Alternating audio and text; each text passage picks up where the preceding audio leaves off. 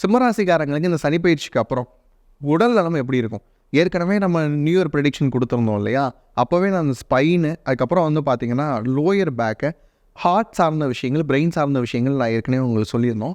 அதுலேயும் நிறைய கிளைண்ட்ஸ் வந்து ஆமாம் சார் வந்திருக்கு, இந்த மாதிரியான விஷயங்கள்லாம் வந்துருச்சு, ஸ்டார்ட் ஆயிடுச்சு அப்படிங்கிறத சொல்ல ஆரம்பிச்சிட்டாங்க. இப்போ இந்த அட்டம சனி காலகட்டத்தில் இது இன்னுமே வந்து என்ன பண்ணிக்கணும் அப்படின்னா, ஒரு ஃபுல் பாடி செக்கப் எடுத்துறது தப்பு கிடையாது. எடுத்து முறையாக என்னென்ன விஷயங்கள் இருக்குது அப்படிங்கிறத பார்த்துக்கோங்க.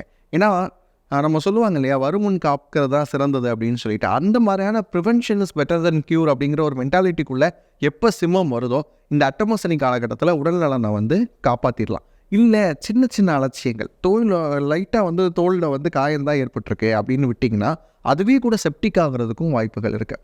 அதேமாதிரி ஃபங்கல் இன்ஃபெக்ஷன்ஸ், நமக்கு வந்து ஃபங்கல் இன்ஃபெக்ஷன்ஸை எப்போ வந்து பாடியில் வந்துருச்சோ அதை கொஞ்சம் அலட்சியப்படுத்துனீங்க அப்படின்னா எல்லா பக்கமும் பரவ ஆரம்பிச்சிடும். இதிலலாம் சிம்மம் ரொம்ப கவனமாக இருக்கணும்.